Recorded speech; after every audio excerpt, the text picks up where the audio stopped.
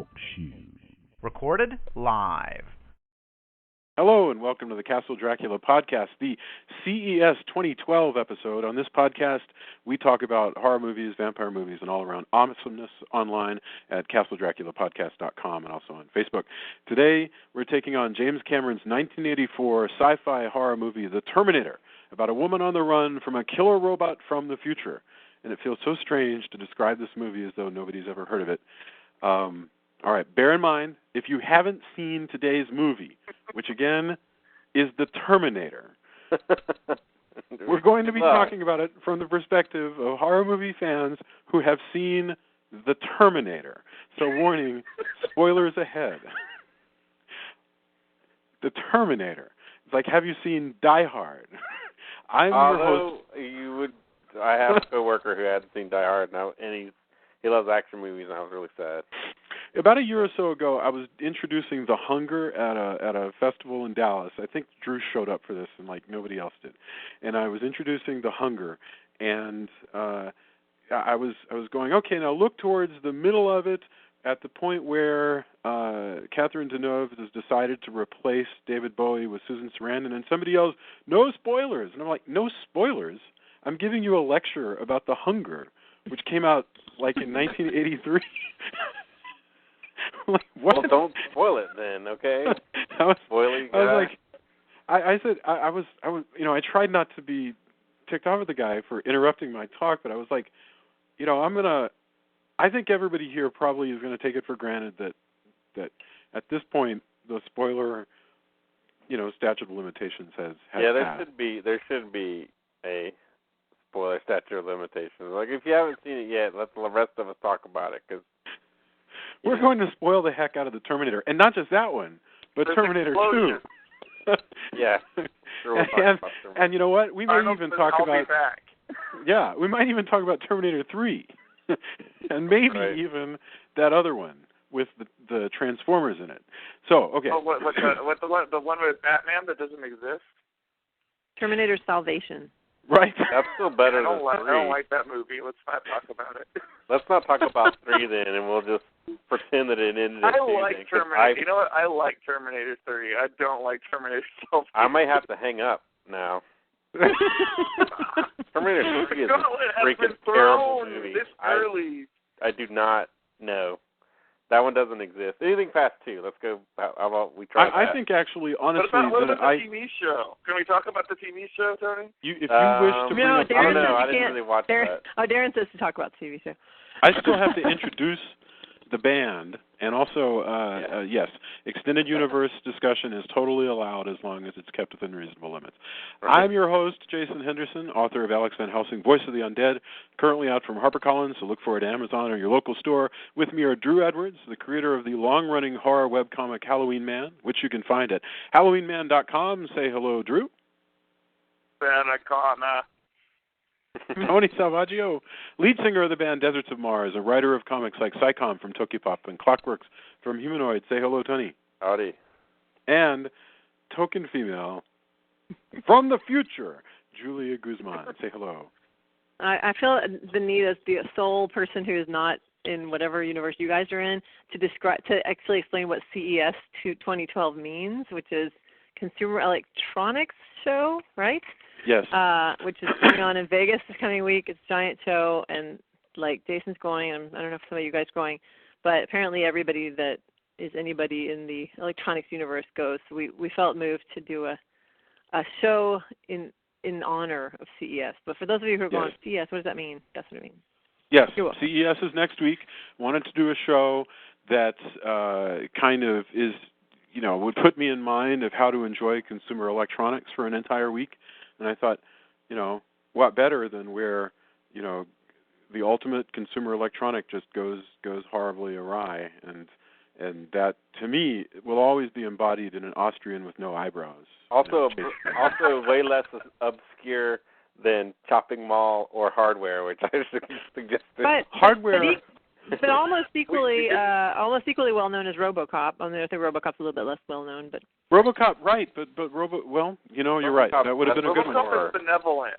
RoboCop is benevolent, whereas the Terminator is pure evil from the future. You know what else would have been? RoboCop was the first quote-unquote date that Jason and I ever went on because obviously he didn't think of me as a girlfriend at all.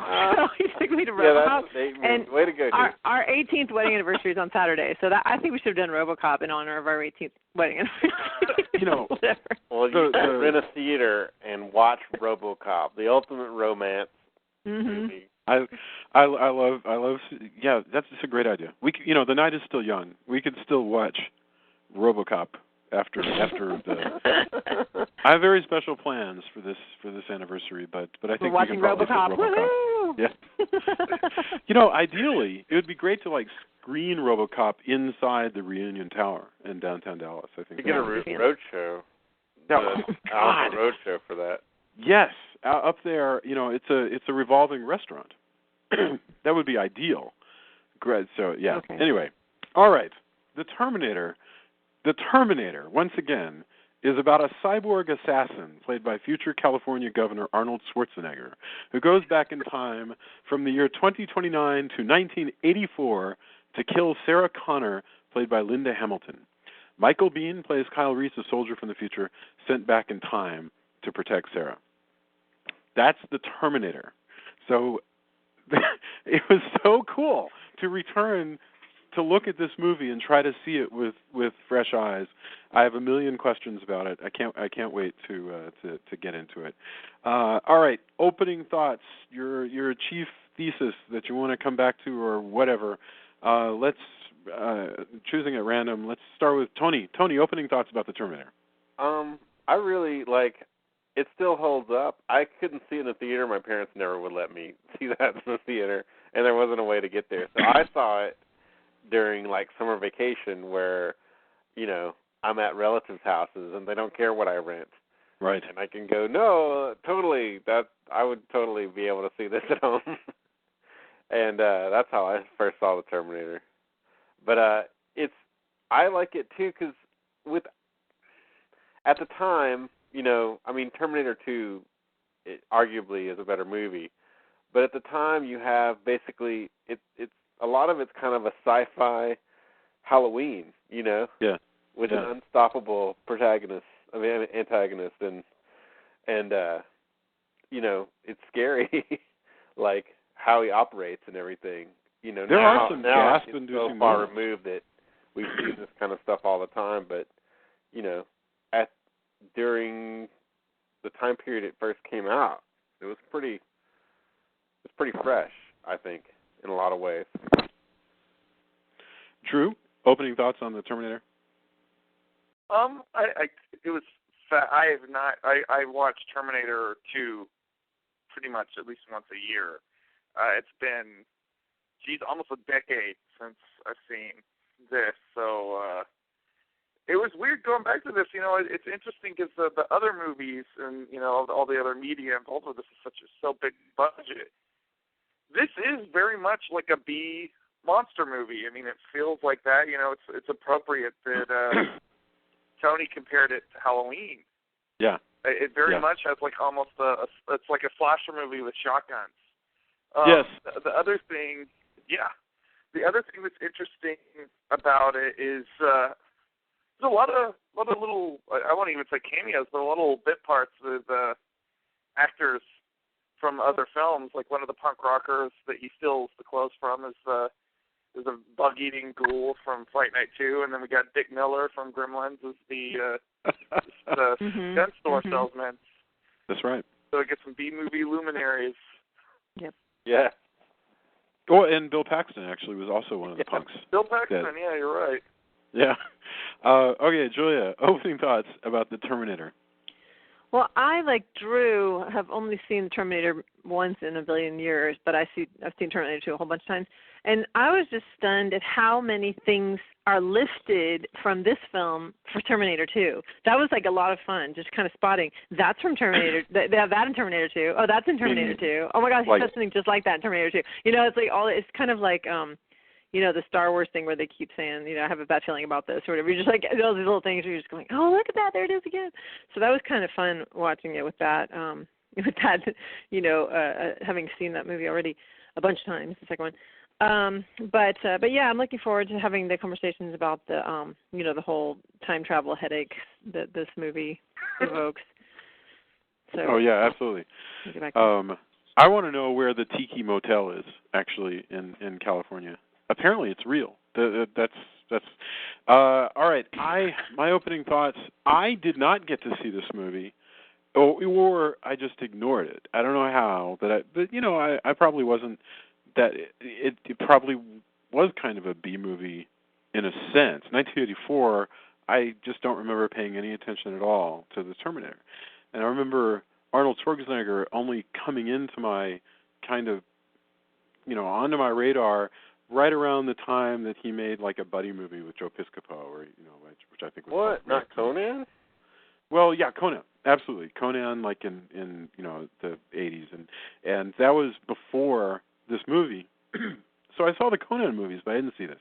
I did not see this movie, I think, until either right before or maybe right after I watched Terminator 2, and I remember them being so separated in time and style and like the beefiness of the production that this felt like a prequel almost in, or a predecessor almost just in name only, as though it was so distant in time that the second one was almost a reboot. Except for it's not. I mean, it's a direct sequel, but they do Terminator 2 in the end such that if you hadn't bothered to get around to seeing this movie, you didn't need to. But boy, it's great. I really enjoy it. I do agree that it seems a lot like Halloween and us.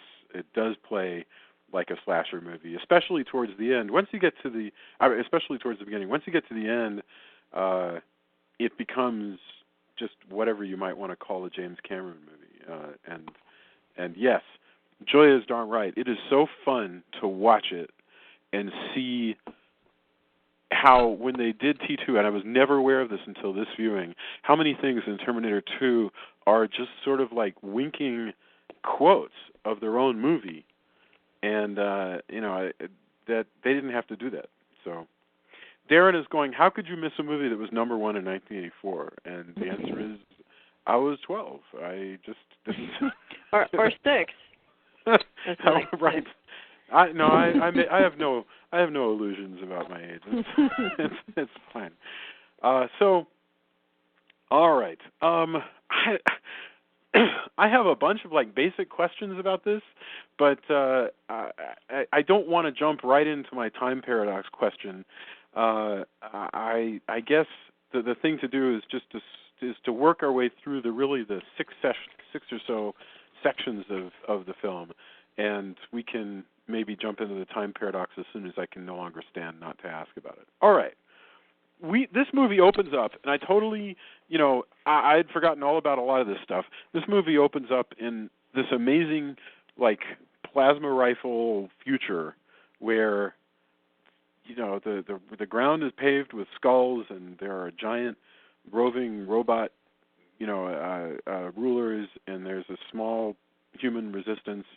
And what did this look like to you? Because I want to say right out here that to the modern eyes, this looked very stagey to me. The intro, yeah. I mean, the practical effects there are not. It gets a lot better in Terminator 2. There are a lot of these effects. Sounds better in Terminator 2. I mean, yeah. They kind of give us a glimpse of the same future. It's almost the exact same intro, but like so much better. But better. Right. I mean, that's still Stan Winston. I just think he had more to work with. Yeah. Yes. Well, and in fact, you know what? We should jump straight to that. In fact, to people that haven't seen this in a while, there are effects in this movie that work great, and there are effects in this movie that don't work at all. What's the stuff that doesn't really hold up?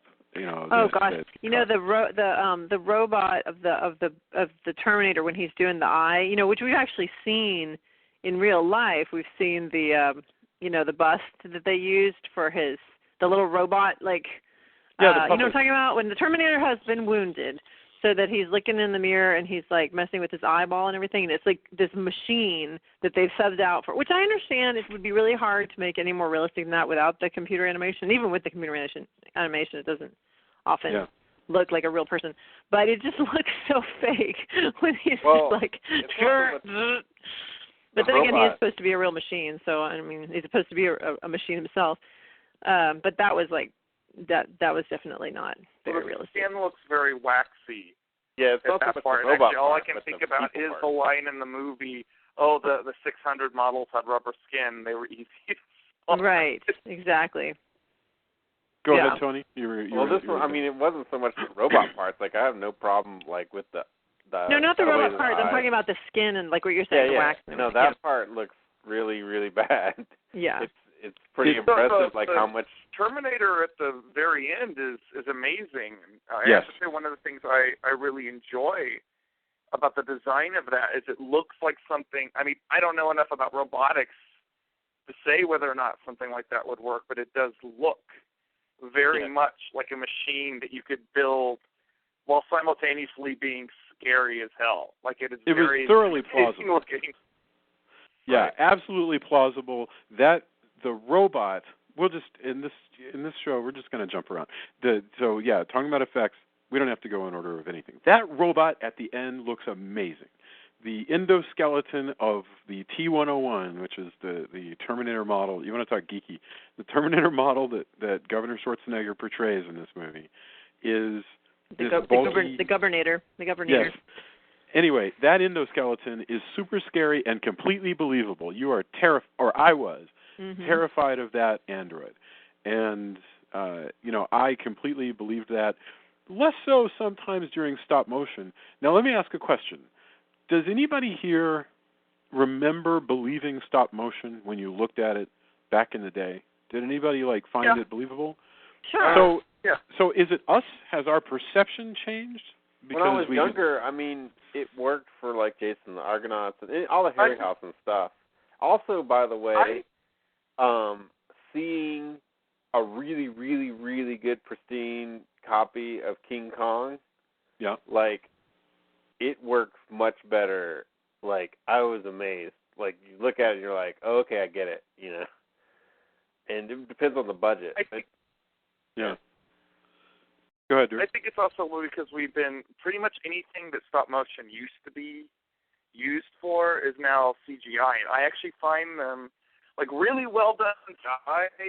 It's to me about the same. As believability is really well done stop motion. It's as far as believability goes, you still know it's not. You still know it's not there. True. Well, that's right. Just, you buy into it. Yeah. I mean, let's take for instance, the notion of a giant picking up a man. In the 60s, you would have showed the giant picks up the main character, and you'd show. If you were cheap, you'd show just a little doll that doesn't move. If you had some more money, you'd somehow do a shot where this little animated doll is moving in the hand of the actor playing the giant, and it would be like stop motion. And you would know the motion didn't register the way that real moving things register. And then now that's often going to be a CG. It'll always be a CG guy, but it still won't register the way that motion is supposed to register. Well, there's a few really good examples where you're like, wow, but I mean, you have to have. Well, I thought the apes looked great. Time. In Rise of the Planet of the Apes moving jumping out of the top of the zoo that they're in. They looked fantastic, I thought, and nothing about that to me said I'm looking at a bunch of animated apes. Right. But I've seen a lot of ones where Good. Sorry. The thing I think is somebody like Ray Harryhausen, where it's absolutely art. The way that guy does the stop motion creatures, or you mentioned King Kong, where it's top of the line stuff. And you can kind of get the same stuff with really good CGI. I've gone in previous episodes I've done my fair share of CGI bad mouthing, but when it's well done, you can at least appreciate it as an artistic achievement. Yes, right. And that's true. And Harryhausen does skeletons, and you can get excited watching them, and I think after a while you might even forget that you're watching and movement that doesn't have to compute. And also, there's no real uncanny valley with a skeleton. So to some extent, we don't really know what a skeleton moves like anyway. So you can forget more quickly what you're looking at. But there's never ever been a moment in my life when I've watched Jason and the Argonauts and I've felt like those skeletons, like they're believable. Whereas, again, to return to Rise of the Planet of the Apes, I thought those apes were real. They really seemed very, very real to me. Well, but they'd use for that though. They use stop motion, which is I think is a different. No. Motion capture. You mean right? Motion capture. That's what I meant. No, right. I'm sorry. I'm using the same word. Yeah, motion capture, which is a different technology that I'm assuming they use in the other because it's really capturing what this guy. What's the guy's name that did the Andy that's Serkis? Huh? Is it Serkis? Like the guy? The guy who plays Andy the main Serkis? character. Yeah. Yes, Andy Serkis. That's right. Yes. Oh, right. You're right. Yeah, I mean, he is like just a magician himself, and then the fact that they're able to use that technology with the motion capture, what makes it so much easier to make it realistic than if whatever they did for like Jurassic Park, which again, as we've said before, is brilliant with the computer graphics, despite the fact that's true. That's a really good point. That.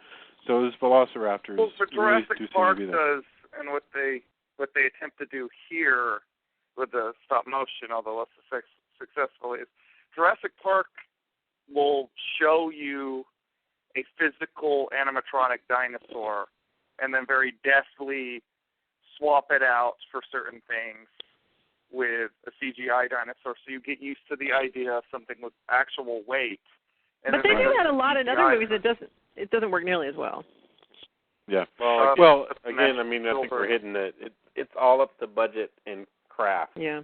Right. If you have an X amount of budget, they parcel it out to like 20 different companies or 30, 50, however many companies. And well, if you have ILM, get done. If you have Industrial Light and Magic, then you've got. Look on even it doesn't matter what. Like if you look at the credits nowadays, like it may say like, oh, this was by ILM, but you look and there's like a dozen movie houses that are working on this, and so some of the shots get the lower end movie house. Yeah. And do they have the budget? Do they have the craft? Maybe, maybe not. But you didn't even have that luxury at the time that Terminator was made. So right, you had Stan Winston, who's this genius guy with his creature effects place, and so he does a lot here. He makes the puppet that is the herky jerky robot. When he's removing the fleshy part of his eye to reveal the robot eye underneath, and he also creates. I don't know if he did the stop motion animation. Maybe he did that as well. But he also, Arnold changes physically through the thing. Before he even loses his eye, he gets caught on fire, and so he loses his eyebrows, and he gets sort of damaged, and his skin takes on a more rubbery pallor after that fire. And so he also has, a prosthetic forehead, and his hair changes a little bit. I often wonder if he's, within the context of the movie, if his skin is starting to rot, especially since I guess the guy he's renting his apartment from says, "Oh, do you have a dead cat in there?" And he's got the fly buzzing around him, and I really good. He's more or less like a zombie. Also, but I do like the effect. Like his arm, that looks awesome. Like, when they have to replace his whole face, that they have to do a prosthetic, that it really breaks down, because the part where he's like working on his arm looks awesome and gross. Well, do you know how they did the effects in Terminator 2 to do the same looking in the mirror trick that they do in this movie? Because again, I never realized that Cameron was writing such a wonderfully slick story for Terminator 2, but he also seems to have a lot of fun trying some of the same tricks and doing them better. The Terminator 2 trick is actually one of the oldest tricks in the book.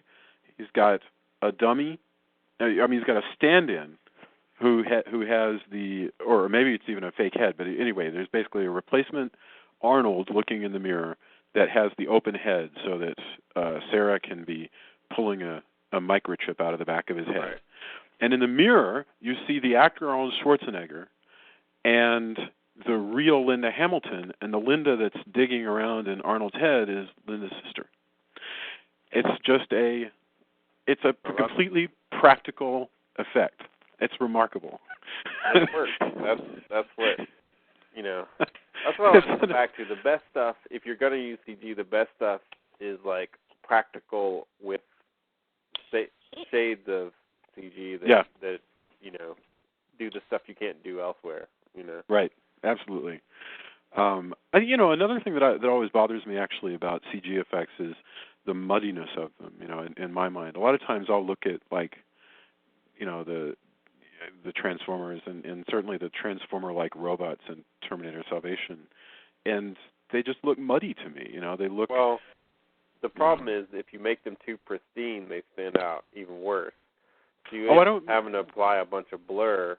You end up having to add back the grottiness that real stuff has. Right. And if you don't get that formula right, you know. Yeah. So I always feel like there's something like somebody smeared Vaseline on the lens to keep me from. Well, a lot of that also you might post-effect it a lot just so that you can try to get rid of that. Yeah. I mean, we've spent so much time. I mean, I've been in computer graphics for, you know, since I started college and a little bit before that, and since then, I mean, the fight was always to not make things look plasticky, to not make things look, you know, we did motion blur finally. Wow, okay, it looks like motion blur. We added stupid lens flare to things because, you know, that doesn't normally happen.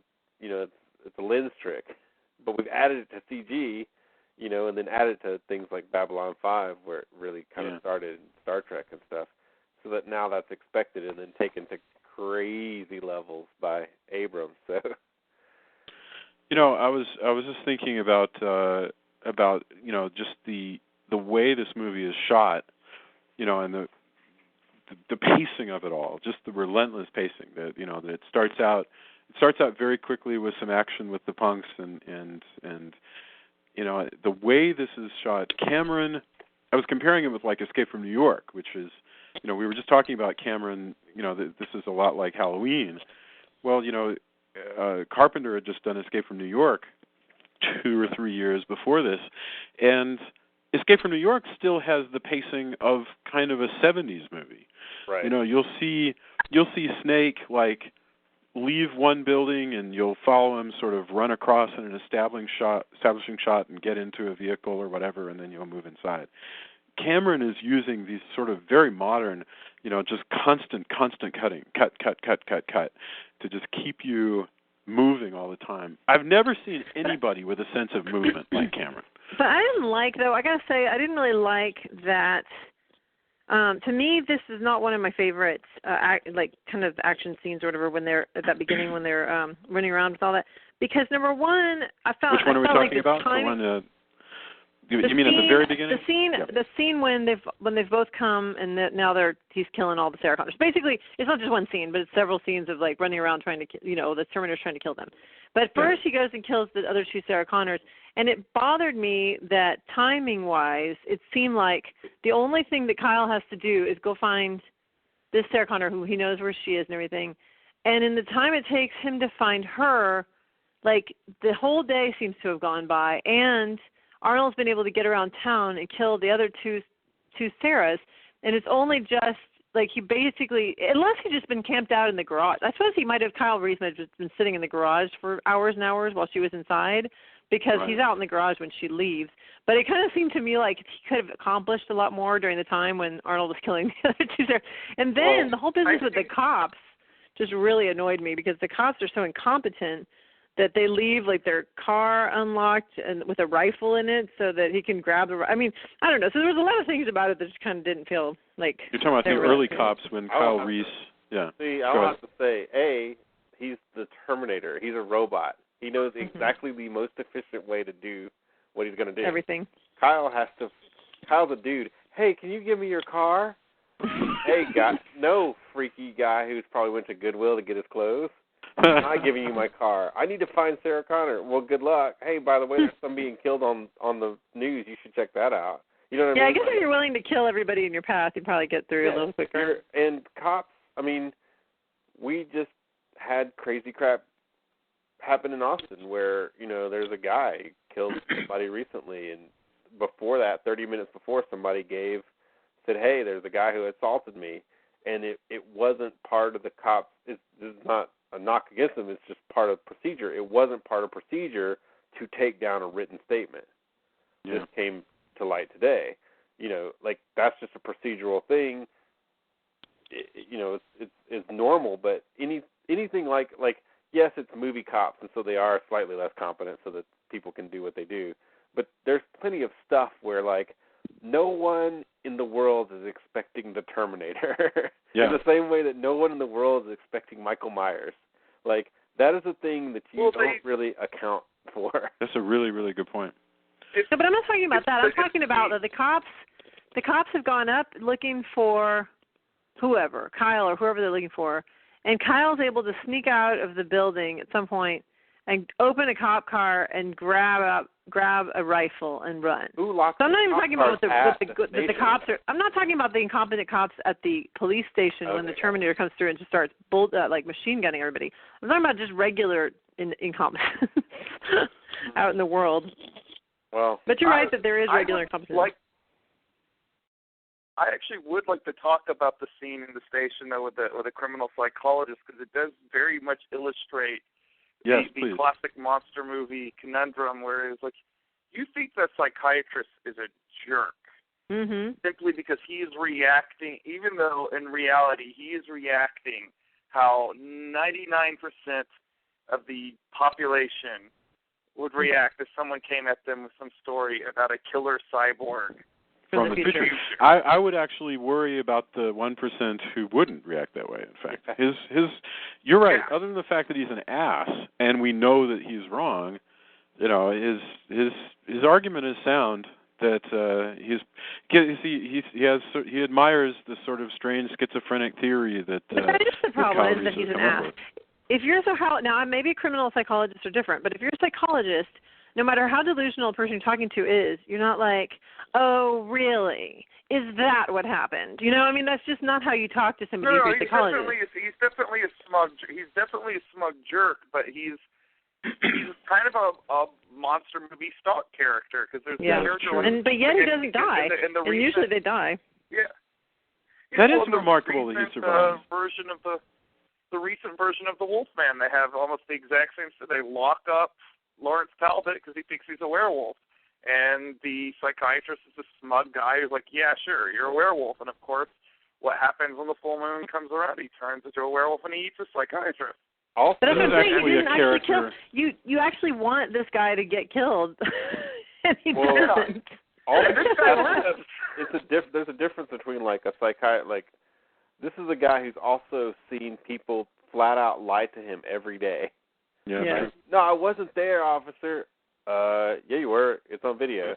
No, I wasn't. I want my lawyer. That was my android duplicate. I think who did while he is a jerk, I'm not defending this guy. He's an ass.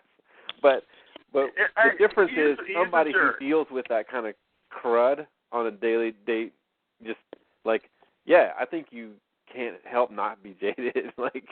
Sure, cyborgs.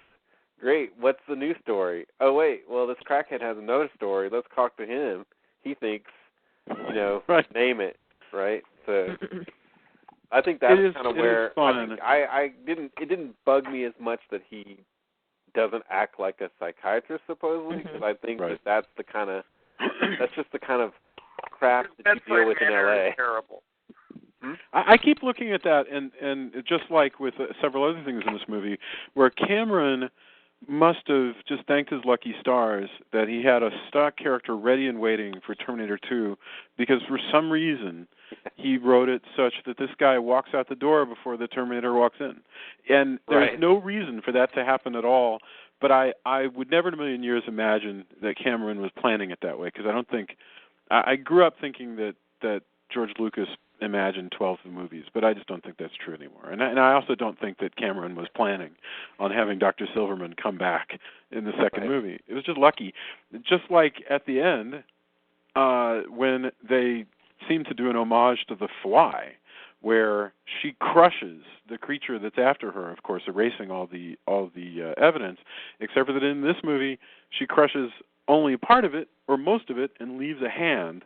It seems to me that Cameron, I don't know if Cameron was saying, hey, let's leave a hand so that there will be a sequel, or if it just happened that way and it looked cool to have a hand sticking out of there. By the way, something I watched and I haven't, I'm sure I should have looked it up, but to get you guys' take on it. So I was always wondering, after watching it, and I hadn't seen it in probably a couple of years, the piece that gets stuck in her leg that she throws out. Yes.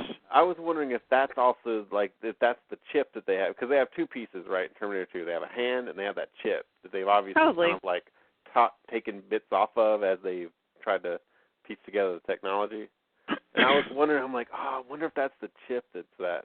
But I haven't looked to see. Well, it might not be the thing in her leg, because a whole bunch of stuff pops off when that bomb goes off. So it could be anywhere in there. But as far as the arm thing goes, you know, I just had this thought, Jason. I don't know if you're ready to get into the whole time paradox deal, but time travel paradox. I'm about to, but I want to ask the question first. But go I ahead. just want to say a thought I had about the arm though, real quick, which is I think that, and it kind of leads into the time travel thing. You can ask a question if you want, but I think that the finding of the arm is going to. Well, I don't know. Maybe I should save it. I guess I'll save it till you ask your question how you want to set it up, and then I'll say what I was going to say. Well, first of all, from a production standpoint, what I'd really like to know, and if nobody knows, it's fine, is did Cameron leave that arm there because he knew that he wanted it to be the source of a sequel? And I find that completely unlikely. I think that probably he finished this film and just the way they shot it, it looked cool to have the arm sticking out of the press. And on the other hand, it was the 80s, which is they did have sequelitis. Did they have what? Sequelitis, and you want to leave the door open for a sequel. That's true. No, that's true. You know, so it's definitely possible. And like I said, it also, I find it impossible to imagine that he could have filmed this whole thing with the ingenue crushing the monster in a press and not have thought of Vincent Price in The Fly. It's just. It's impossible for me not to imagine. Was it Vincent Price or was it Frederick March? Now I'm trying to remember. Anyway, the original Fly. Vincent Price was not the actual Fly. He was the buddy, right? He was the friend. Yeah. Anyway, but where she crushes the Fly on the arm. Okay. So here's my question. Forgive me if this is a stupid question, but it's been kind of bugging me all day. All right, the Terminator goes. If it's a movie about the Terminator, let's pretend that Kyle Reese is not the lead. The Terminator goes back in time. He gets himself killed. He leaves an arm. He creates the Terminator. Okay, but this is what I was going to say. Can I just say from there? All right. You're stopping me without even finishing the question. But go ahead. Okay, finish the question, but my question has to do with that. Okay, go ahead. My comment. Well, I guess you're right. The statement is the question. What if the Terminator had not gone back? Would the Terminator exist? Okay, so that's what I was going to say. The technology would happen either way because it has to.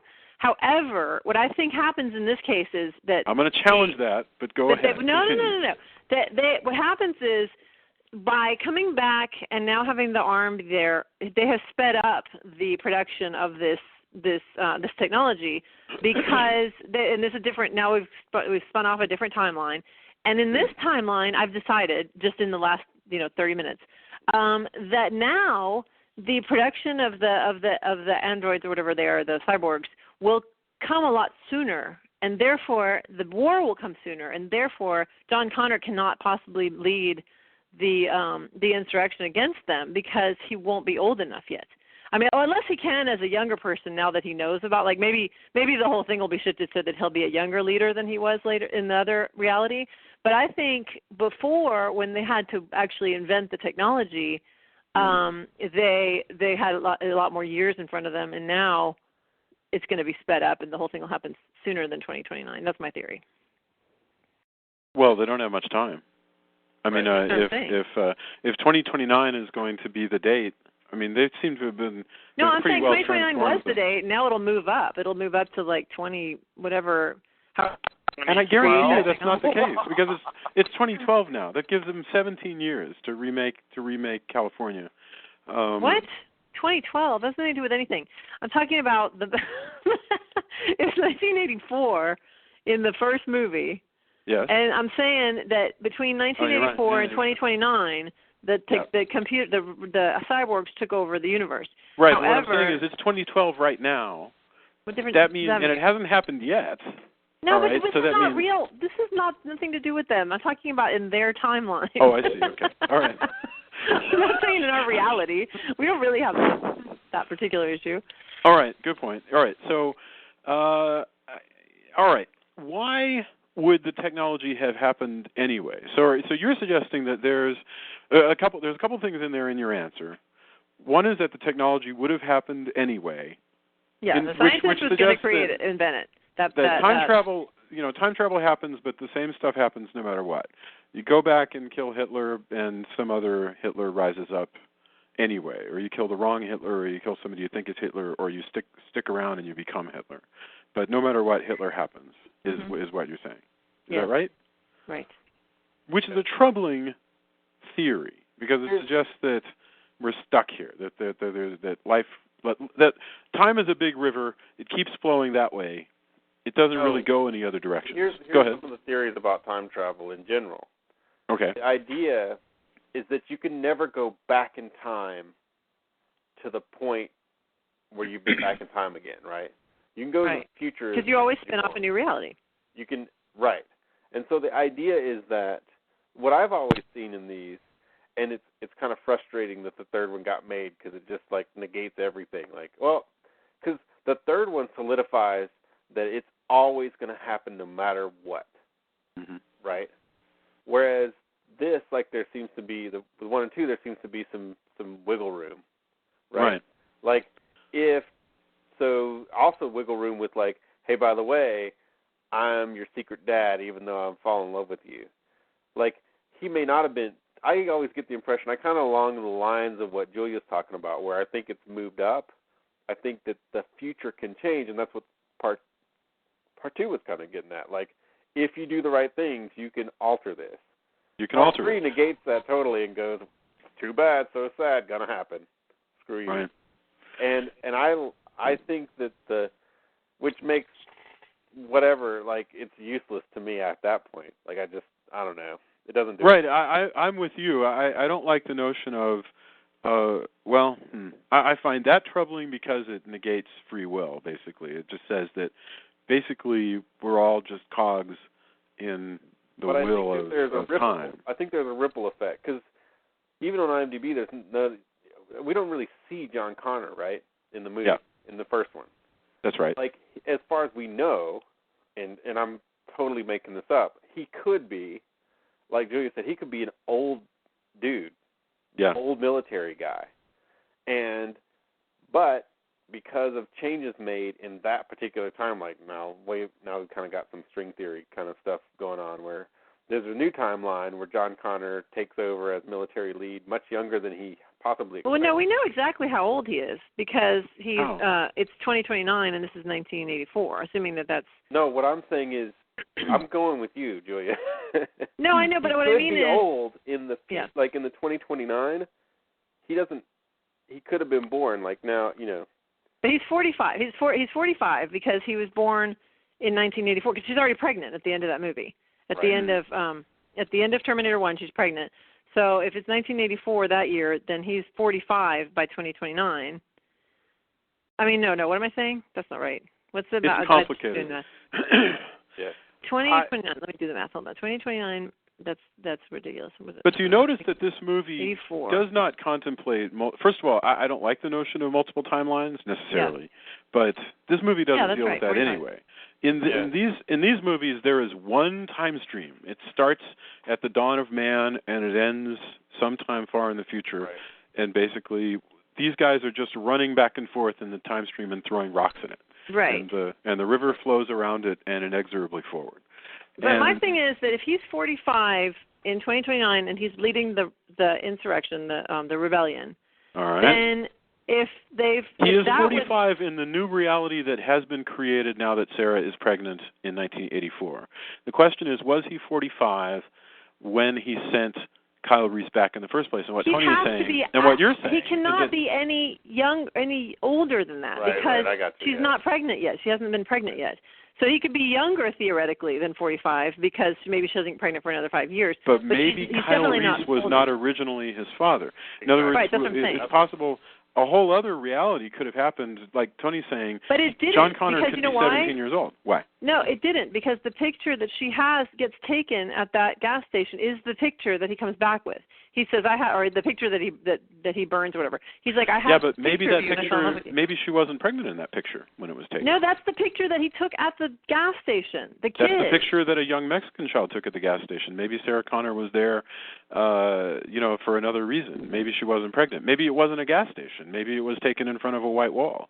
We don't know. Wherever it was taken is exactly the right picture, and so he gave that to Kyle. Maybe it's the picture of the wrong Sarah Connor, and John Connor, for some strange reason, sent this guy back to protect a different Sarah Connor than the one that's actually his mother.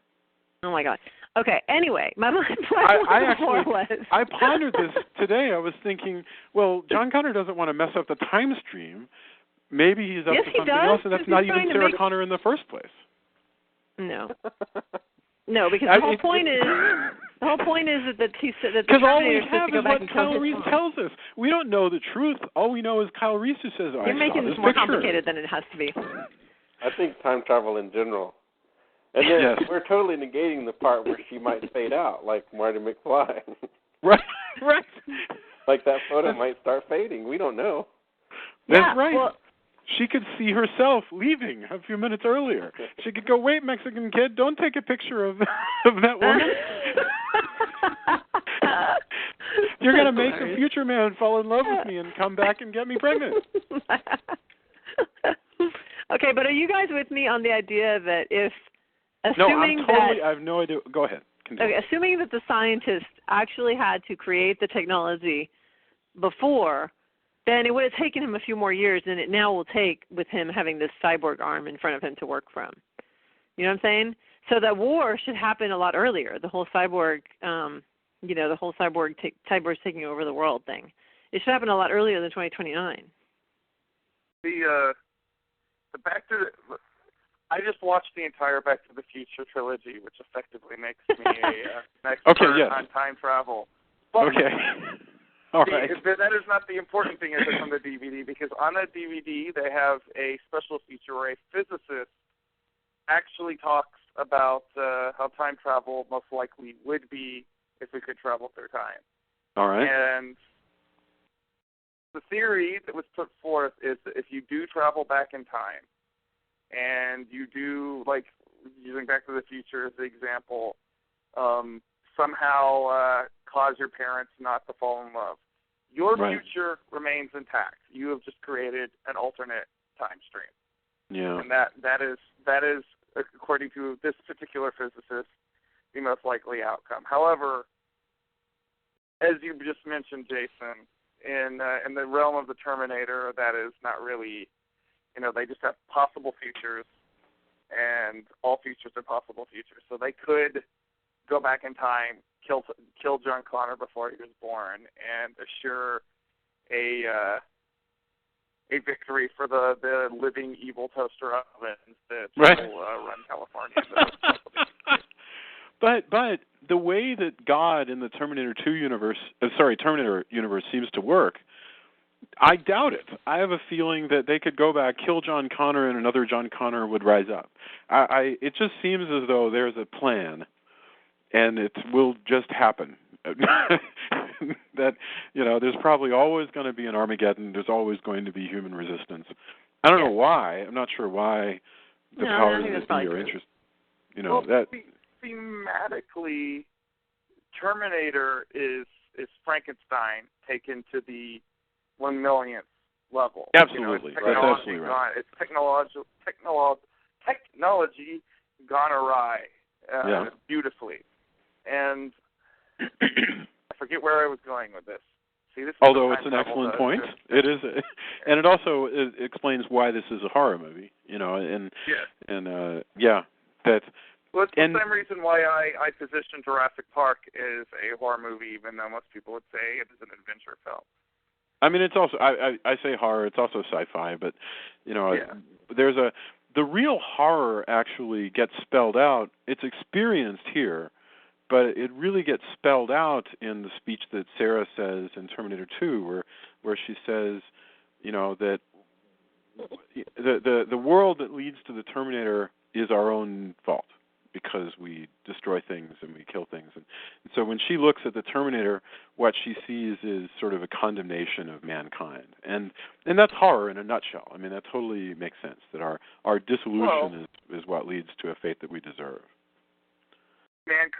God creates man creates machines, and then machine destroys man and creates another machine in man's own image. It's interesting. Yeah. So I'm confused about something. Yeah. I'm reading over it because I keep forgetting to look at the chat room. And Darren said, as in Rise, they said that the events in T2 postponed Judgment Day. So that's the opposite of what I thought would happen. Because it says so nuclear war in 1997 didn't happen. It happens in the alternative timeline of 2003. But that doesn't make sense to me because, like I said, I think it should happen sooner. I don't understand why it would be postponed. Well, it gets postponed. I really don't want to wrap my head around all of the dates of all things in these movies. Uh-huh. But it gets postponed because time is moving forward. And, so in 1984, you could say the nuclear war was happening in 1997. But by the time they made Terminator 3, I don't even remember what year that was, but, I think 1997 was way behind us by then. So also, they go and destroy parts. I mean, they go to Cyberdyne in part 2. Yes. Getting back, whatever. Right. Yeah. I mean, so the whole point is in T2, then they would postpone it. Right. T2's events. Okay, I get it. The events. Why in T2 did it come back? What happened? Yes, that makes sense. I almost hate to ask. Can somebody do it in like 10 seconds? Why? After T2, how exactly did the machines come back again? Drew, I've tried to block. I hate part 3, so I don't ever watch it. So Drew, it's all you. It's been too long since I've seen it, so I actually cannot even register. I do believe there is some sort of nonsense about that they postponed Judgment Day, but they didn't stop it from happening, so it's now going to happen in a later date, which is in fact what happens at the end of Terminator 3. Although that is the one moment that I really like. Even though I hate the loss of free will that it brings it about, I love the notion that I love all the old computers. It's kind of fun seeing that shot where they go into the bunker. But I'm looking on the. Terminator 3 is fun. A lot of people hate it, but it has kind of an Terminator 4. So. Understood. To me, it has kind of an Alien 3 feeling to it, of just too much stuff being subverted that you were accustomed to. Alien 3 starts out. So. But I'm in the minority on that one. So what? I understand. Hey, I like Alien. I like Alien Resurrection. So that was a tough one for me. I like the director and hate the movie. So any movie that gets rid of years of fanwank just really makes me angry. Alien 2 ends with this wonderful little family of, you got Ripley and Bishop and what's his name, Kyle Reese, and Newt. And then Terminator 3 opens with all of them being dead already. And did I say Terminator 3? I mean Alien 3. I'm sorry. And that's Alien. You just feel right, and you feel like you've been kind of smacked, and that sucked. And besides, Dark Horse didn't bother me. I don't know why. No, understood. And it's a different feel. That movie probably suits. Basically every movie has a different feel. Like the first one is suspense, the second one is action, and the third one is funereal. It's all sort of dirge-like, darkness and sadness. So that's cool, but it got rid of a lot of things that fans had kind of been glomming onto for a while. Anyway, T3 does the same thing. Sarah's dead of leukemia. They destroyed the aliens, but look, I just looked it up. Claire Danes' dad has taken over the project and is just starting it over. So basically, we're back to the reality that Kyle Reese got sent back from in the first place, in a sense, which is that, humans made Skynet and Skynet goes bonkers. In fact, that kind of makes sense now that I think my way through it. In a sense, Terminator 1, the movie, creates a problem in the, in God's mind, if we can use, imagine the powers that be. Terminator 1, the movie, creates a problem in God's mind of the world that Kyle Reese gets sent back from. But it gets fixed by the end of Terminator 2 because they dunk everybody in lava. And so then what was going to happen anyway happens, which is that the Air Force creates Skynet. It just happens a few years later. So okay. This is why the first one is probably most people I know's favorite, is because it is the most easy to digest in terms of all the time travel gobbledygook. No, absolutely. It's not complicated. Killer cyborg from the future. Although Linda Hamilton is a much more docile, typical, monster movie heroine in this one. It doesn't really become the Sarah Connor I really think of most of the time when I think of the character until the very end, where she gives that whole get up on your feet, soldier. That's really when she becomes the character we all I think know and love. I agree, and I like T2 a lot better. I think the evolution of her character from the beginning of T1 through T2 is amazing. I mean, I just think that's a very well drawn out character, because exactly for that reason that Drew was just mentioning, that you see how she gets stronger and what's happening. The fact that she's able to drive to Mexico by herself, pregnant, and is like dictating this stuff. She's already hard ass Sarah Connor by that point. Yeah, it's pretty cool too. I mean, she for most of the movie, she is definitely like, this, the thing's after me, whatever the thing may be. But once she realizes like that, it is destiny that she train herself and young John Connor. Yeah. If maybe she can stop it, maybe she can't. But either way, the world's got to have a leader. The future has to have a leader, and she's decided this is the way it's going to be. That is pretty awesome, and a lot different from most characters. She's not going to be killed at the beginning, because that happens. Not only is just talking about Aliens 3. It's not just those. How many other horror movies have you seen where the very opening scene is like, hey, look, it's the girl from the first one. Oh, yes. Look. Randy. Well, that was actually the thing with Halloween. Every movie in the first cycle ended that way, where they would kill the lead of the previous movie. Sarah Connor didn't have none of that. That was the plan beginning to Freddy versus Jason versus Ash. They were going to kill the heroes of the two movies so they could be supplemented by Bruce Campbell. Wow. Oh, wow, right. Yeah, I mean, and I kind of thought it was cool that Halloween did that, because to the extent that those movies were schlocky, it was kind of neat to have this tradition. Right. And there's also something sort of beautifully cynical about it, that it's like no matter who you get close to, eventually the boogeyman's kind of get them. Right. But I think it's like, but Sarah Connor bucks that. She's going to have none of that crap. Well, apparently leukemia gets her. Wow. And right, exactly. It just is upsetting to me. That's rather ignoble, but I guess we're going to there's the timeline of the television show. So is that a different timeline? Oh God, extended universe stuff. Do you guys think, assuming that John Connor is the son of Kyle Reese, and that it happened exactly how it happened here as far as that part goes, do you think, therefore, that John knows that Kyle's his dad when he meets him, right? Because he gives him the picture and everything, and so presumably I think he knows Kyle's dad. Yeah, so he just and I once again go back to the notion that maybe and maybe not. Because it's possible that John Connor is inventing his own past, but that seems difficult, because you might. I'm on that tip, but for totally different reasons. That it's the only one who really knows is Sarah Connor, and she may or may not have told him. Well, but that's the thing, is that according to the end of T1, she's recording those tapes, and she says, I'm probably going to tell you because I want you to know, about your dad, or whatever her reasoning is.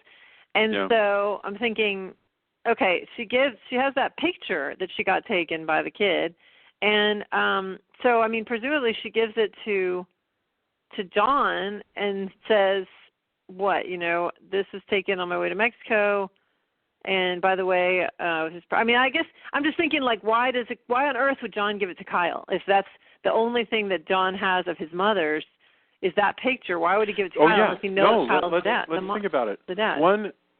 In this universe, it's going to go like this: I, John Connor, give you my pal Cal Reese the picture of my mother, so that you will fall in love with her, because I know that my father came back in time and created me, and I got to make sure that continues, because if it doesn't, I will never be born. That doesn't make any sense. That's why. That's why I think. Okay, we can imagine that this is a different timeline going forward, but what I'm trying to figure out is what made him do it in the first place. I mean, it's just mind-boggling. Give him the picture. Which is once again why I think it's possible this is a picture of nobody. That it's that this is all some bizarre fabrication on the part of John Connor. I always thought it was he gave him the picture. Either he didn't. I never got the impression he was like, oh, by the way. You're thinking too hard about it, Jason. Well, I think I think there is that, right? And that's why in many movies they go, just accept that it's, nobody else coming up with the script was thinking this hard either, right? Just repeat to yourself, it's just a show. I should really just relax. But at no point, I always envisioned it more like. But I do too. Sorry. Yeah. I'm not kidding. I always envisioned it more like, hey, this was my mom. She meant something to me. We're friends. Here's this picture. Or he took the picture. Or he found the picture, Yeah. Less than, hey, check it out. It's my mom. Hot, right? Here, fall in love. I need you to go back in time. Don't you want to travel back in time and hook up with that? Like, yeah. Isn't that what you want? Hey, over check here. It out. Oh, in the past. I got the past for you. Now I'm picturing like pre-nuclear meat. Now I'm picturing in Jason's version of the timeline where like the picture just keeps showing up. Like it's in Reese's like, he goes on a mission, he's like, hey, what's in my pocket? He takes out his lighter. How did this photo get in here? And he's like opening up a book and the photo falls out and he's like, dude, come on, it's your mom. It was kind of creepy. No, man. Yeah. But she's cool, right? I imagine you keep cutting back to like John Connor, making a mocha in the the duplex that he shares with Kyle Reese, and he's like, I gave you that other picture of my mom. Oh, come on, John. Right. I'm not going back in time to meet your mom. But in the future where it's crazy, everything, there's hunter killers and stuff. Which, by the way, I thought was awesome because they're not. He just calls them HKs. Like at no point does he go hunter killers. Those are these things that are flying around, and there's also tanks. He just goes, oh well, the HKs, blah blah blah, and it's kind of an aside. And she goes, oh, okay, like all of us would be. In the same way, we would be like, oh, I listened to that on my iPod. If we went back in time, and somebody would go, sure, I guess that's a listening thing. That's a really good point. It's not like that's his reality. I think there's little bits like that still make it really. There's a lot of the past in this movie. There's a lot of flash forward backs in this movie where he's still shocked. Yeah, I love the Terminator. Remember the Terminator that breaks into the compound? Oh man, and that's super dangerous. That's where you really kind of like the skulls and stuff. You're like, wow, that's crazy. And the stakes in his nightmare. The stakes get really high really quickly once you realize how devastating, a creature that looks like the rest of it when you're hoping that all of them look like, Oh yeah. Like now there's these guys and the dogs are the only people who can really tell the difference. Yeah. That's where it gets really scary. Well, and go ahead. Yeah. The version of though that's quite fascinating because you have this extremely dystopian future, but the version of present day Los Angeles is pretty cruddy too. And I never You know, yeah, but it's Disney World compared with where he comes from. Oh, go ahead. Continue your thought about L.A. I just think it's interesting that Cameron didn't try to create more contrast between past and present, because I mean both past and present, or both future and present, I should say, are pretty grimy. I don't know though. I was thinking. I mean, so I agree. There's a griminess to the Toronto, LA, whatever this is that they're filming in, but it looked great. I mean, I thought it looked like, you know, I assume these are practical streets and alleys that they're filming on. I don't know for sure, but you know, I know that these bars are real bars. The Tiki Hotel is a real hotel. I was thinking that to Kyle Reese, who has grown up in the universe that we see at the beginning, where mankind is basically a bunch of people hanging out in a bunch of huts sort of buried beneath debris in a bunker with a lot of torches and skulls everywhere, and everybody shooting plasma rifles at you all the time. This world that he's gone back to must be like a James Bond adventure for him, because it is, you know, think about it. This would be like the first time he's ever breathed clean air, you know? It's but arguably though, because remember, a lot of the cleanup, the reason it's grungy is because a lot of the LA cleanup hasn't happened. So well, it's still smoggy as all get out, right? I still think he's probably having a good time. He doesn't have a chance to enjoy any of this. Yeah. Yeah, no, you're right. He's on a timeline. He's busy. You know, there's tension, but you know, there's tension for James Bond too. I'm just saying that this is probably the most comfortable that Kyle Reese has ever been. And can I say, by the way, that John Connor, that would never have been conceived if she would have said out loud to Kyle Reese that she called her mom. Because first of all, he would have been really pissed off, and second of all, he would have been like, "We got to get the hell out of here now because he'll be after us." And so okay. I forgot all about that. Yeah, she calls her mom and says. And that's another one of those scenes where one of those things that we're talking about that's repeated in Terminator 2, which is that it's the Terminator doing the mom's voice, just like in Terminator 2, the Terminator's doing the foster parents' voices, and which means he must have killed the mom, which is really sad because Sarah doesn't know that at that point, I guess. Yeah.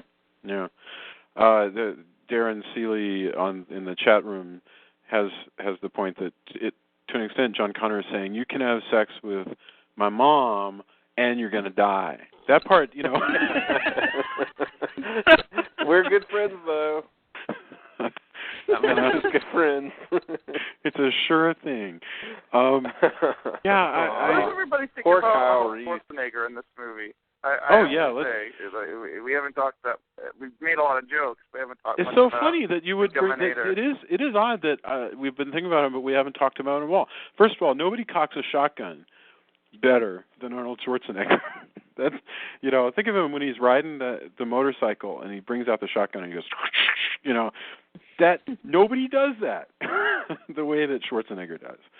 I mean, you believe him with those weapons. He sells in like the words of Kurt Russell and Carpenter about the thing. He says he sells those props.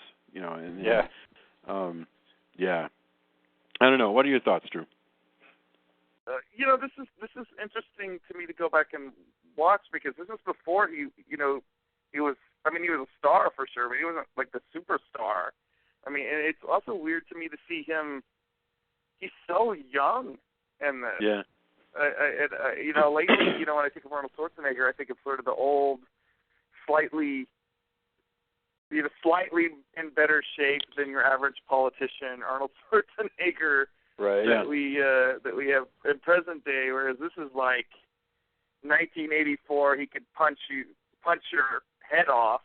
Yes. Arnold Schwarzenegger, and he's not an actor in any traditional sense, but he's got a certain screen presence. When I watched the new Conan, that's the one thing I could think of. It's like, okay, technically the guy playing Conan in the new one, technically a better actor, but he doesn't really hold your attention the way Arnold Schwarzenegger does, because it's just they did. I mean, it.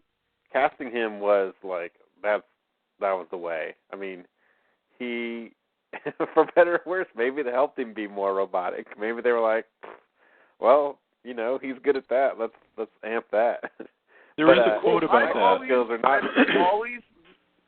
I've always maintained that Schwarzenegger actually could have been a great Mr. Freeze in a different Batman movie if they had him play it just like the way he played, where it's just flat, emotionless, precise. Perhaps. Well, and not so many stupid puns. But I was still always hoping for Patrick Stewart, but that would have been my Mr. Freeze. That would have been my comic Mr. Freeze. Patrick Stewart's too something for me for Mr. Freeze. I don't think he's. Well, I agree that Patrick Stewart would have been a good Mr. Freeze. The guy from because the Mr. Freeze, especially from like the Batman the Animated Series, that's kind of where I like. I mean, of course the comic, but the Batman Animated Series, like I thought they just did a really good job with Mr. Freeze. And so when there were rumors that might happen, I was like, yeah, that'd be pretty cool. But I don't know, man. I can't make that leap either, though, because of the Schwarzenegger. After seeing the Mr. Freeze he played, like I just can't. Well, you gotta just think again in a different movie, like maybe like if you could travel back in time and have the Christopher Nolan Mr. Freeze, which would basically be the Terminator. Mm-hmm. I think that could have been a cool movie. Not Batman and Robin. Batman and Robin, is bad. From George Clooney, I think could have been a good Batman in another movie. But here we are in our second Batman discussion of the last few weeks. By the way, Mr. Freeze in the original, I remembered it being George Sanders, who was a fantastic Mr. Freeze, and the one in the animated series, to my mind, was always based on the George Sanders Mr. Freeze. But I've heard people say that it's more based on the Otto Preminger Mr. Freeze. So go figure. Both of those, his reformed. The delivery of that character always makes me think of Boris Karloff in the Black Cat for some reason, just like the voice of the animated Mr. Freeze. Yes. Okay. Sure. Yeah. And it's so that story actually about Mr. Freeze and the Batman the Animated Series is one of those lump in your throat wonderful stories that I think Paul Dini might have written that one, and it was, there were a lot of stories in that one that just like really got you here, and it's rare that a show can do that. So why didn't they do that in the movie? I don't know, because just like with the Terminator thing, I try to ignore the second two of the four in that cycle. It's almost like there's the Burton movies and then there's the Schumacher movies, and they're almost completely unrelated in my mind. But back to Terminator. Okay, so yes, Schwarzenegger is amazing. I thought he was really great at playing a giant robot from the future, and I'm not even being that sarcastic. He's such an alien. He doesn't look like anybody around, and so it's. Well, it's weird they send him to blend in, because he in no way blends in. Cameron says that. James Cameron points out, he goes, it doesn't make any sense that this would be a, well, Cameron says it, but I can point out why he's wrong, by the way. But Cameron says, it doesn't make any sense this would be an infiltration unit, because he's like 2 heads taller than everybody else, and he's gigantic. But if you picture Robert Patrick, who looks perfect with everybody. Right, exactly. Now, but when you think of it this way, they've done this in the extended universe. They've invented all these excuses for everything. And one is that the original humanoid androids that Skynet made still weren't miniaturized enough, so they had to be gigantic. So consequently, you build a skin around it that makes it gigantic. So basically, this is as good as it gets. In other words, it's a good infiltration if you're a machine. It's as good as you're going to get, considering that you're an enormous block of metal. In 3, they said, hey, by the way, it's also this general. This is really funny, haha. The general happens to have a southern accent and be Schwarzenegger. Lord Almighty, I forgot all about that. And so that's the way, like, the whole, we couldn't make them any smaller thing kind of works. Hey, we picked the biggest. We picked the biggest guy who could fit around the robot. Yeah. Because he's also like, I guess, he's the advocate, so let's make it him because that's cool. Ugh. But yeah, like I think also like the whole point also is that he has to fit in just enough. right? Right. Once he's human, he doesn't really it's okay try. that it's huge, that he's huge and whatever. Because it's also okay that he's big and bulky and can withstand everything you can possibly shoot at him, right? He doesn't really try to fit in. He mostly walks around and kills and or gives people concussion. Yeah. Mm-hmm. I think he kills them all. But he only has to. But that's the thing is, he's not an infiltration in the same way. Like, oh, we're gonna, this is gonna be like Mission Impossible. He only has to be just human enough to get to where he's going and cause as much damage as possible. Yeah, and that's right. He doesn't really have to he has stay on the city council of Gotham City for 3 weeks while he does his. No, his he only has to plan. get there in a way that people are like, hey, look, it's a guy, not a silver thing. Right. And then once he's there, he just has to. It's all mayhem, which again, Skynet rethinks when they make the T-1000. They're like, well, maybe we do want somebody who can actually fit in. Like maybe I want to bring back something Drew was saying, which is Schwarzenegger has a star thing about him. There's something about him that is immensely watchable, outside of just the fact that he has this enormous physique, and that's true. But there's something about him that draws the eye, and this is what stars are, and that's why you can replace him with a good-looking, hunky guy to play Conan, and it's just not the same. Right. Stars stand out. I don't know why. That's just the way. That's just part of the strange programming of humans. I've heard stories that Lance Henriksen was actually originally going to play the Terminator instead of one of the cops, and I just can't see that working. Well, that would be more infiltration. Well, that'd be more like the RoboCop, because that's what Lance Henriksen is actually, to me. I get him confused with what's her name? Peter Weller. Peter Weller. I actually get them confused sometimes in my head. So that would actually be very similar, except for, of course, that he's got all the metal on top of it. But as far as actor-wise, I think they'd be pretty similar characters. No, Lance Henriksen's a fine actor, and no, but I'm saying that Peter Weller's way of playing it would be similar to how Lance Henriksen would play it. Yeah. I think Lance Henriksen, probably would have been a little bit more verbose because he's got that creepy voice. I think he would have been a much more talkative Terminator, maybe with some Freddy, since it was the 80s, with some Freddy Krueger-esque. Oh man, you remember the humor that they brought to Lance Henriksen in Aliens?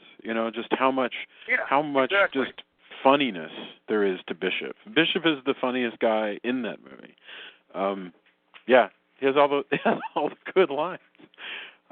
Okay. I know that. Oh my God! I think we've been on the air for like an hour and 20 minutes or something. That's See, I told you we'd have plenty to talk about. Yeah. All right. Final thoughts. Final thoughts, and also your endorsements of the week. Same order as we started. Tony, what do you want to leave with? It's impossible to imagine trying to convince somebody to watch The Terminator who hasn't, but go ahead. Well, I think it's worth at least digging it up if you haven't seen it in a while. And if you haven't seen it, of course, because there's people who, maybe they've only seen the fourth one.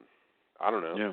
But it is really cool, and also I think it's still appropriate that, as opposed to maybe doing something like RoboCop, where it's firmly in the sci-fi, like this is a slasher movie. I think Drew put it best: slasher movie with shotguns.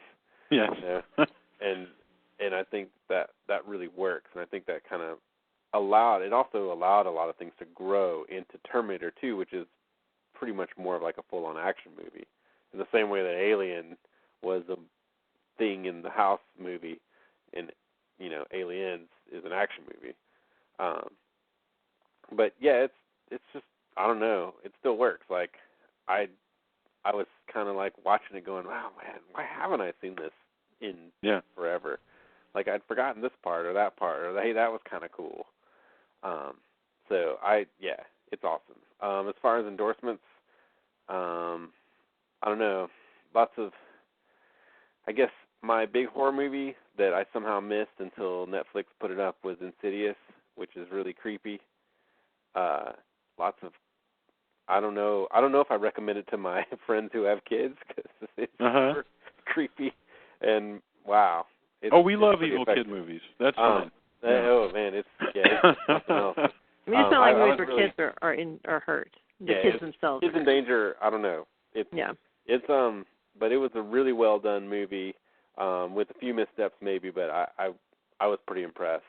As far as endorsements, it's a new year. If you want to see what else I do besides the fact that I work in the games industry, look me up on Facebook and my band Deserts of Mars and desertsofmars.com, which I should update more frequently probably. But but I tend to update our Facebook a lot more.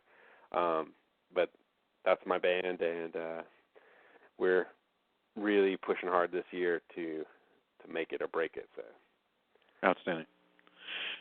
Mr. Drew, final thoughts on the slasher movie with shotguns? Well, I think I said it best right there. It's man, I mean, so much has been said about this movie. I don't know if I could add anything other than possibly slasher movie with shotguns. But good flick if you haven't seen it, which there may be like 3 people on the entire planet at this point that hasn't seen it. But if you haven't seen it, check it out, and then subsequently watch Terminator 2, and then decide what to do with the rest of the franchise, because that's apparently open to debate. But as far as endorsements go, I've not been so much a horror kick lately. You know, I've been with the holiday season more of a nostalgia kick. But I'm going to endorse Avengers: Earth's Mightiest Heroes, which is the recent Disney-produced animated series that Marvel's doing of the Avengers. It's the classic Silver Age lineup plus a few additions, and it's just a lot of fun if you're a Marvel fan. And it's very funny. It's funny and fun. Yeah. Yeah, it's the best Marvel cartoon they've ever done, I would have to say too. I mean, most of the Marvel cartoons are actually pretty shoddy, and this is, you know, now that they are owned by a studio that is kind of known for animation. I think at least we have good things to expect in the future in terms of their animated shows. Good show if you ever get misty-eyed for the comic book industry before Hollywood got its tentacles into it. This is a pretty good approximation of being a 12-year-old and reading a Marvel comic book. So that's at least the feeling it fills me with. Awesome. Julia, thoughts, endorsements, if you have any? All I have to say is that you should come with me if you want to live. and I'm going to go now, but I'll be back. All right. It is so cool that this is the movie that is the source of "Come with me if you want to live." It's unless anybody can track down an earlier appearance of that line, it's amazing to me that there was a point when that line didn't exist, and then a point when it did, and then this is not the last movie to use that, not even in this series. "Come with me if you want to live," that sticks around. Did you have any endorsements? No, I'm good. Okay. First of all, I have a major endorsement, which is last week. And this is also just about how Jason shouldn't make bold pronouncements without checking it all first. So that's why talking extemporaneously for an hour and a half every couple of weeks is just the most dangerous thing that I could do. But all right, we reviewed a Hammer movie recently. Well, no, anyway, we were talking about Hammer Studios, the makers of the awesome Gothic films of the 1960s and 70s. And I said, how come the most recent movies that Hammer's making are all modern horrors, and how come they're not making Gothic anymore? Why? There's that commercial for the new Daniel Radcliffe movie, Woman in Black, and it's a Gothic horror movie. How come Hammer's not making movies like that? You know, as if I couldn't have just stopped at the previous sentence. And that's a Hammer movie. So I'm an idiot. That's either Turns that. out. Or Hammer heard my advice and went back in time. and produced that movie. Wow. So. And you didn't even have to show him a picture of your mom. I saved the timeline. And I'm sorry to Hammer Films. I really do apologize. Speaking of Hammer, I just I've been looking at this wonderful Sherlock Holmes on film that I mentioned last week, and it was inspired me to go rent Peter Cushing and the Hound of the Baskervilles. So I'm totally gonna watch that next week during CES, Consumer Electronic Show, which I'm totally gonna be at all week, and I'm very, very excited. So that was why I wanted to name an episode after it. One last endorsement: 4 Screenplays by Sid Field, SYD Field. 4 Screenplays has an entire chapter about Terminator 2 and why it's one of the best screenplays of all time. So I totally recommend that. Thank you, everybody, for being here. Darren, thank you for being in the chat room, and we can't wait to hear from you on Facebook and anywhere else. So have a fantastic week. We'll be back very soon. And thanks a lot, guys. Happy New Year. Yeah, take it easy. Happy New Year. There's a storm coming.